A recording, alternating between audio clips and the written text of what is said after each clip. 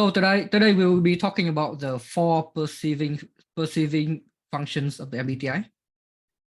So just a quick recap, we have a total of 8 functions. So we have introversion and extroversion. And then we have 4 processes: thinking, feeling, intuition, and sensing. So together combined, they become 8 functions. So this session will focus us more on the perceiving functions of intuition and sensing. So introverted intuition, introverted sensing, extroverted intuition, extroverted sensing. That is the 4 ways our minds perceive and take in information from the outside. We will have a quick recap of the definitions of introversion and extroversion. Then we recap about intuition and sensing, which is 2 main ways of how we perceive information. Then we will have the definition and contrasting between SE and SI, which is extroverted sensing and introverted sensing, then NE and NI. Then we will have some examples and how to put everything together. So let's start off with extroversion and introversion. Yeah, I like to do things a bit more in a more structured way. So before we dive into the 4 functions, let's take a step back and see what is the difference between extroversion and introversion.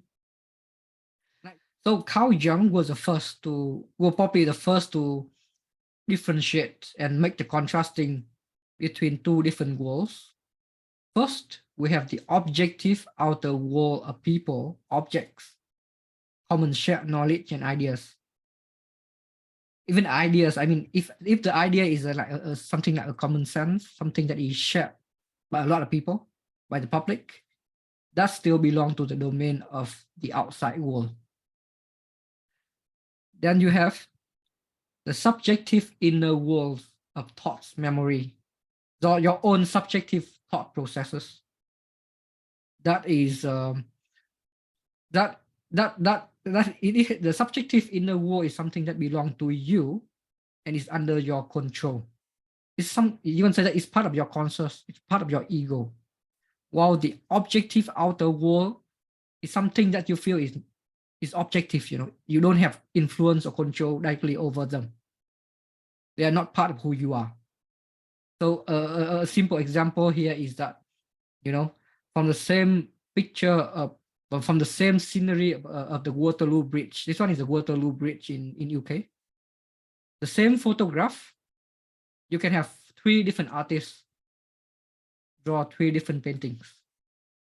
So the paintings are an example of the subjective inner worlds. And to the artist is more important. And that's why a lot of artists, I would say, they are introverts. They like to prioritize, they like to place a lot of importance on how they perceive, so that is the first distinction that we need to keep in mind, the 2 different worlds. So what does that mean? That means, so it's more than just energy, it's about attitude. It's your attitude towards one of these 2 worlds will decide your type. Extroverts tend to want to adapt. They want to orientate themselves to the outside world of people and feedback and objects. So, I mean, everyone use both introversion and extroversion to make decisions. Everyone have to take in feedback. Everyone have to reflect. But the outside world, whether it's people, metrics of measurements especially, they play a deciding final factor, final weight on your decisions. And if you start to notice, once you start to grasp this difference, it becomes very glaring, the differences between people. Even those so-called ambivert people, if you actually observe them in private, when they are very comfortable, you will start to notice a difference. They will start to show their true color. So extroverts have almost that obsession with feedback with people. It can be any objective factor like people, rules, sensations, common belief, common ideas. The inner world, so introverts seek to orientate away from the outside world. They seek the final deciding factor is their subjective opinions, their subjective interpretation, their subjective goals. That is part of themselves and not part of that objective outside world. Everyone can say, oh, this is a very nice bridge. This is a beautiful bridge. People go there because it's popular. But for me, I choose to go to that bridge because it has a certain subjective importance to me. Either it's about my past, it's about my goals, but I try to make my decisions or my perceptions not being dependent on the public or on the popular opinions. That is the main ideas. You can take in feedback, but in the end, the deciding factor is your subjective input, yourself. That is a deciding factor. So this one is similar to how Josephine have mentioned. It's about the energy you gain, where you gain your energy from. So another metaphor that I like to use is the swimming pool, where the water can be seen. So extroversion and introversion are like environments. So even if you are a very strong swimmer, let's say you are an introvert, then the water is still like a foreign environment. The water is like the world of people and objects.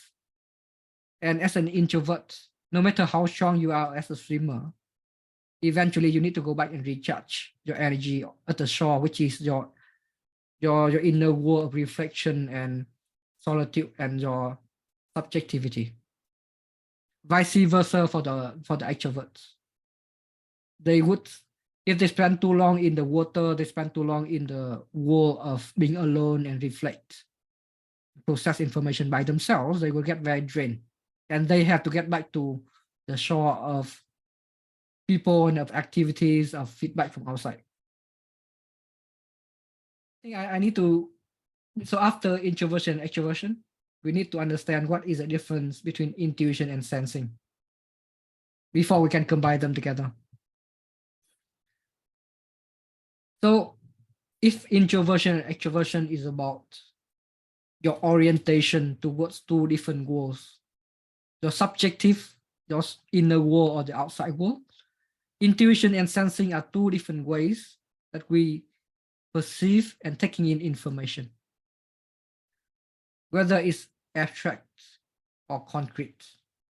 What does it mean by abstract and concrete? Abstract is something that is, another way to make it is potential versus reality. So there are two ways. I mean, when we look at when we take in information, when we look at objects outside, on one hand, we see concrete reality, things that are, so we need to take a step back and think, what exactly is concrete reality? It can be items, it can be things that everyone can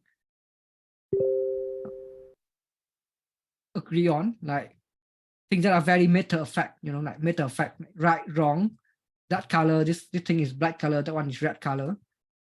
This person is a woman, that person is a man. This is a dog, this is a cat. Things that are very matter of fact.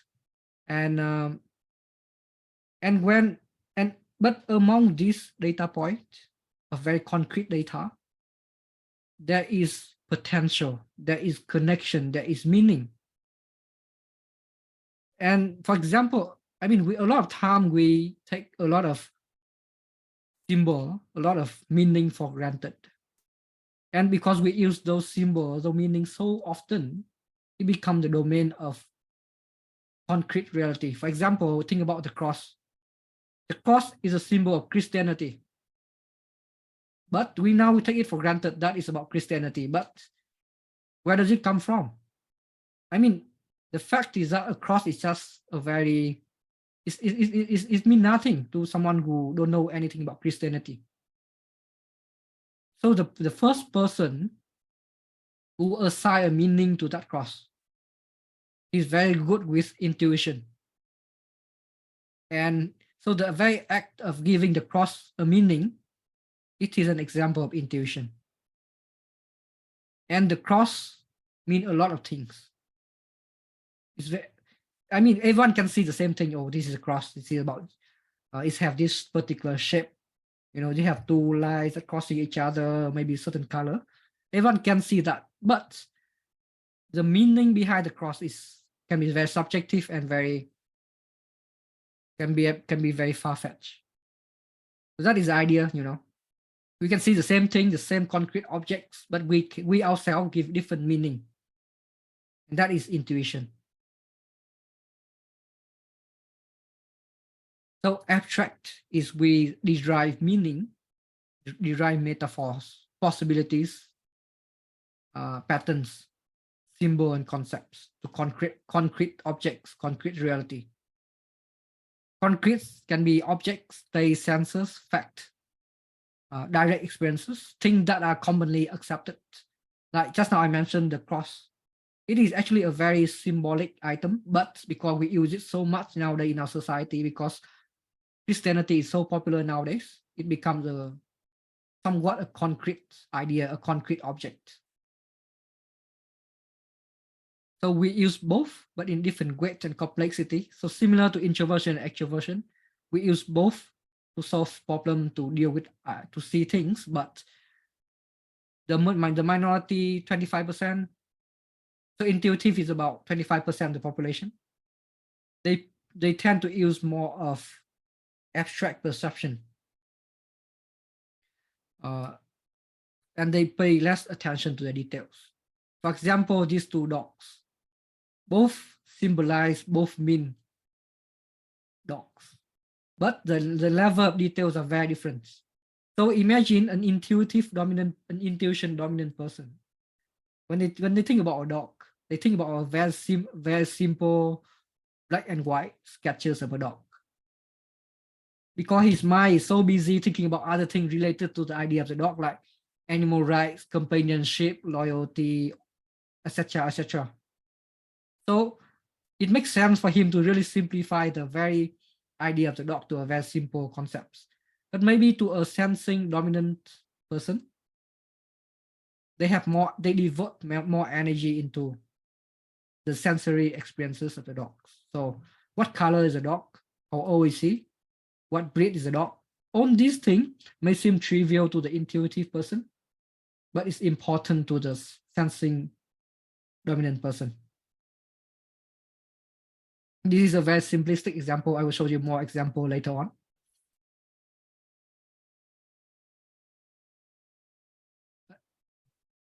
So another diagram that I have made just now today is this concept of there are two different realms, sensing realm and intuitive realm. So in the sensing realm are very concrete ideas. You know, like for example, in this today society is okay. You can label this person is an Asian. This is quite clearly defined. You see a white person, you see a Latino person, etc. This is concrete labels, concrete reality. But to a more intuitive person, they may pay less attention to the exact concrete details, but maybe to them, they care more about the potential for racial equality, human rights. Or if they are more thinking inclined, more technical inclined, they may think about the principle of evolution and the principle of adaptation behind the reason for different races. How come we have different skin colors? How come we have different shape and sizes? Then they think more about the principle of behind it. This is the idea behind intuitive. They care more about more abstract connections. Or like dog and cat and parrots. Those are clearly defined concrete labels of animals, species of animals. But maybe intuitive people, they are like I care more about animal rights. I see those animals, I think about companionship, loyalty. Same for, let's say, a sensing person see men, women, boys, girls. An intuitive person think more about gender equality, feminism. Actually, feminism have started to become more and more of a concrete ideas nowadays. But definitely in the past, it is definitely not a concrete ideas. People in the past are more like, more black and white. They would not question so much. So intuitive people, let's say in the past, they are more likely to be able to question what is gender, what is the potential of a woman versus a man. Why can't a woman be equal as a man? These are the questions that are more abstract and more far-fetched. Or they might look at men and women and think about the idea of yin and yang, opposite attract, the idea of polarity, duality in nature. These are very scattered brain kind of thinking, or but more like philosophical kind of thinking that are more of the domain of intuitive people. Of course, everyone can use both, but it's more natural. It's like left hand and right hand. It's much more natural for an intuitive person to see this kind of abstract ideas. They may not even, some of them may not even notice the details at all. It's like a forest versus the tree kind of metaphor, Some people see the forest, some people see the tree. So now let's go back to these very first two functions. What is the difference between introverted sensing and extroverted sensing? So we have learned introversion and extroversion. We have learned intuition and sensing. So what if we combine them together to form the first two functions? So extraverted sensing, its sensation is something that is concrete data, but extroverted, oriented towards the outside world. What does it mean? So in essence, it is about active adapting to the environment based on immediate, concrete input. Well, not just sensory, but any concrete thing, any concrete feedback. And you want to act on it, immediately act on it. Think about a sport player, for example, or sales or anything that require very fast responses. So people who are dominant in extrovert sensing or SE, they are very aware of the concrete sensory immediate experience and the details, the immediate details in the environment, and they want to orientate themselves to make the most of the situation, to get the biggest impact. It can be visual senses, smell, external objects, ideas, aesthetic movement. For example, if I experience pain, extraverted sensing is the one that will help me to pay attention to all the details, all the sensory details of the pain itself. What is it doing to my body? All the colors, or all the sensations, the sharp pain that it causes, the immediate sensation, that is extraverted sensing. And of course, SE will allow you to quickly think of a way to deal with the pain, to deal with the wound, putting something on the wound or something. So it's very immediate, very fast.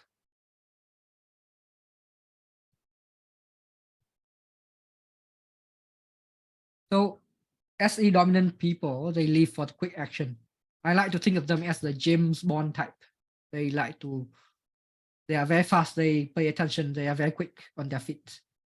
On the action movies, Fast and Furious kind of movies are very, very SE dominant. It's really simple and fun to look at and impressive, spectacularly impressive. But that's it. There's no special meaning or anything to read too much into it. It's really pure SE statement. They are usually risk taker. They like to gamble. Casino Royale by James Bond. They make for the best chefs, sport players, visual artists.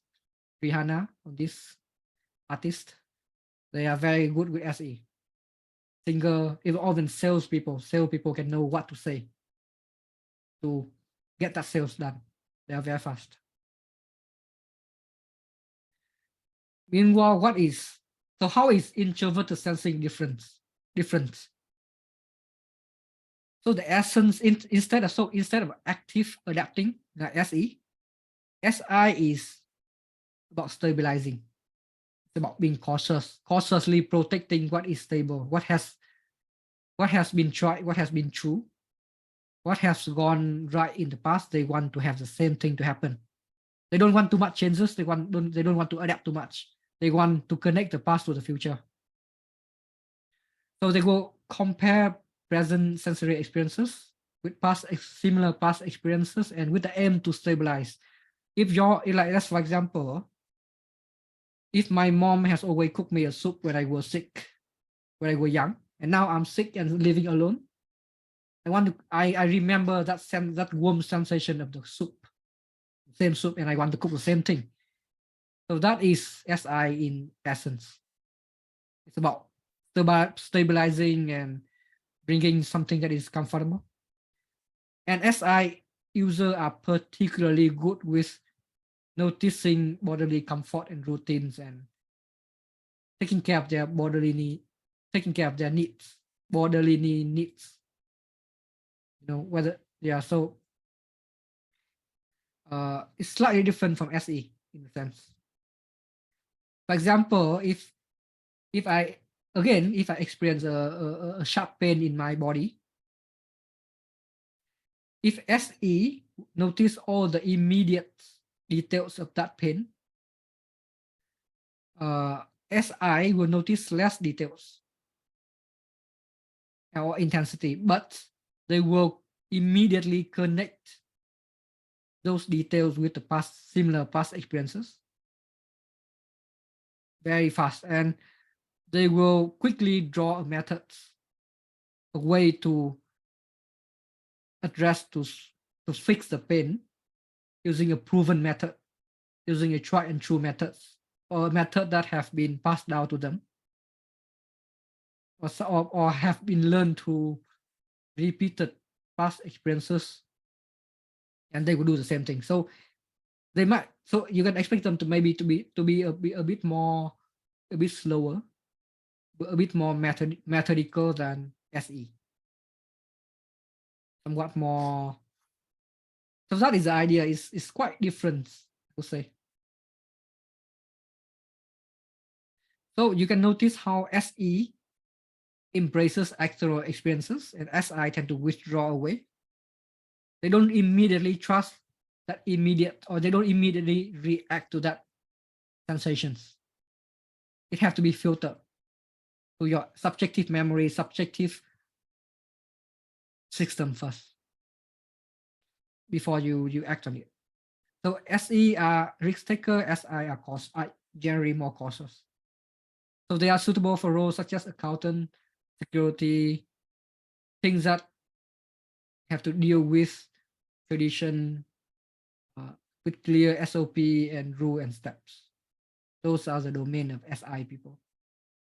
They are more methodical, more step-by-step, more details oriented when it comes to, they are more logistic oriented. Next, what do you think is the definition and the difference between introverted intuition and extroverted intuition? So intuition is about abstract information. It's about potential, about implication, about connotative meaning. You look at the same object and you give them a certain meaning, certain potential. So if we apply introversion and extroversion, what does it mean? Introversion is withdrawing from the objects. Introversion means prioritizing your subjective, whatever it is, subjective priority. What extrovert is, extrovert they tend to orientate, and they tend to orientate towards the objects. The essence of extroverted intuition is excited brainstorming. So like how it was said by Shri. from one object, from one idea, you extrapolate it into 10 different ideas. So it's about brainstorming in a very excited manner. So people who are dominant in NE, they are very excited. They are very fond of exploring emerging patterns with excitement and optimism.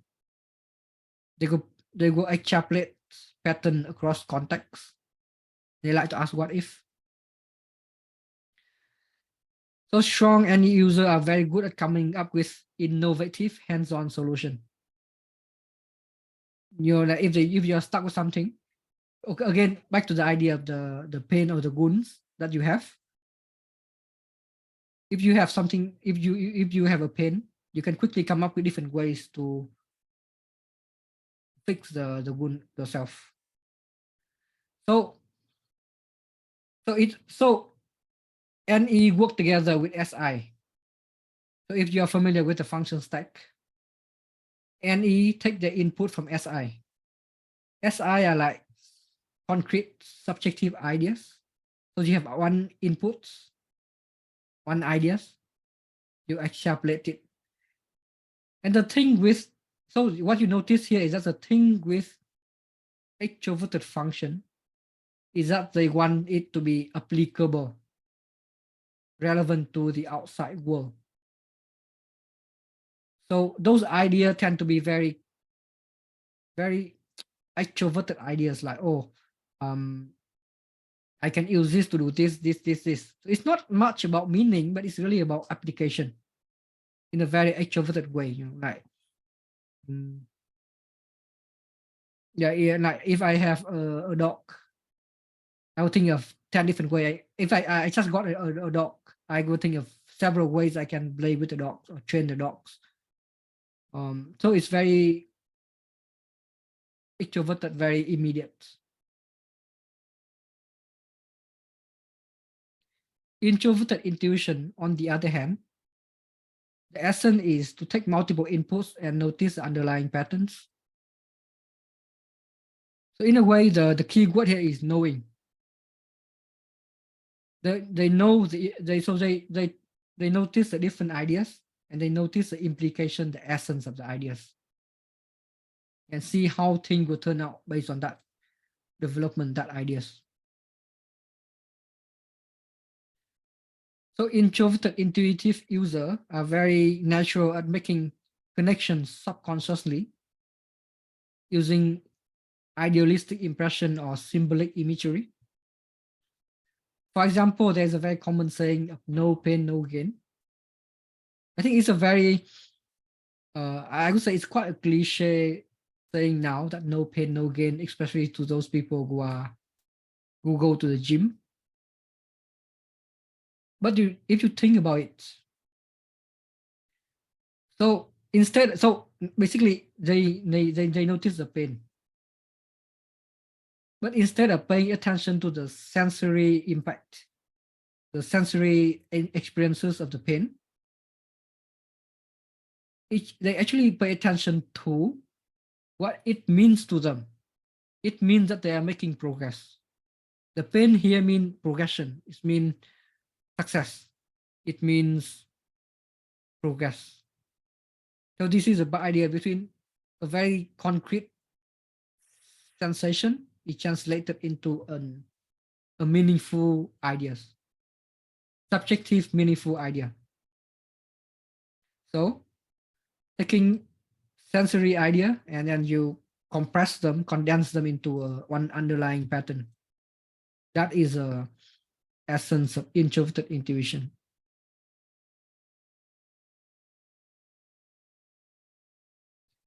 Some other example of NI versus NE. When you move to a new country, an NE user would be very excited to brainstorm and to want to try out the different options, like, oh, if I stay here, I will have this. If I stay there, I will have that.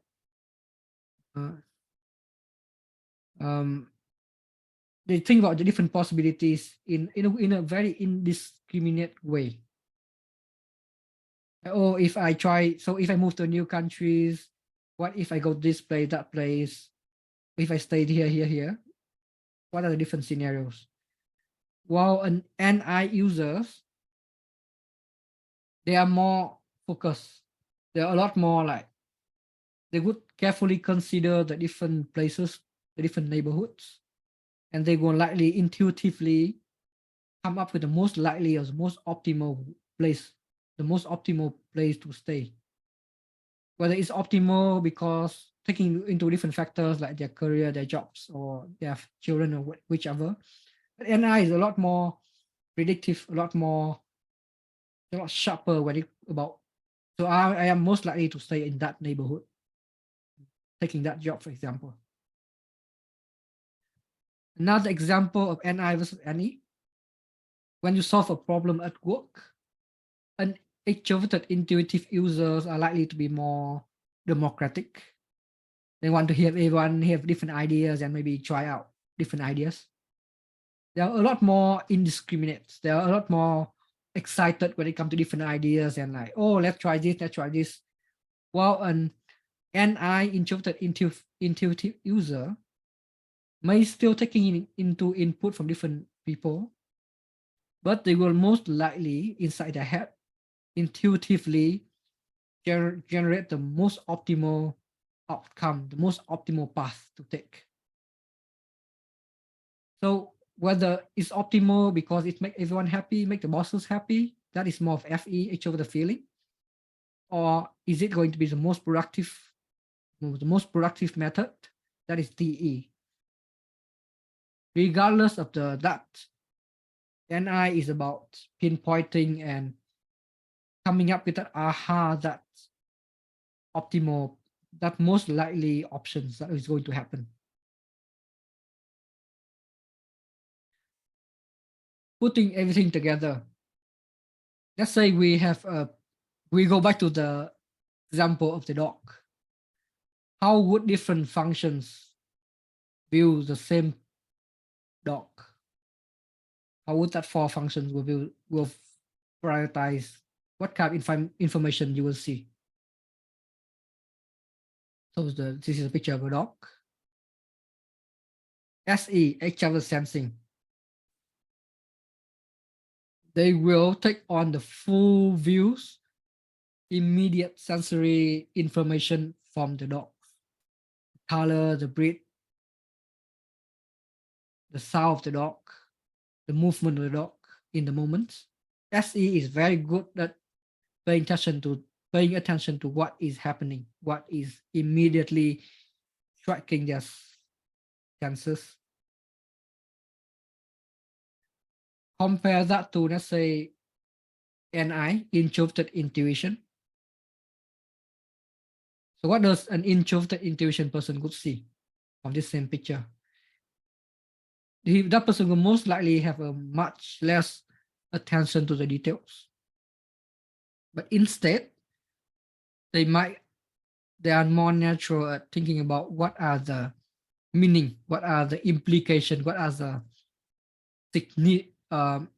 abstract significance of the dog. Maybe a dog might represent loyalty, trust, unconditional love. It is the meaning behind the dog. It is significance to society or to him that is more important. Meanwhile, NE, Extraverted Intuition, will probably might get very excited and think about the different ways that you can interact with the dog. Maybe you can take him out for a walk, train him, teach him some trick, take him to the vet or introduce him to the family. So NE is more about the brainstorming parts, the different scenarios, different possibilities of the same object. How about SI? While SE take on all the immediate immediate input from the characteristic of the dog, SI will connect what they see with similar sensory experiences in the past, similar ideas. So either it's their own in previous encounter with similar with dogs, or if something they have learned about dog, so that they can come up with the best course of action to approach the dog in a more methodical way. So that's the 4 functions and how they view the same thing.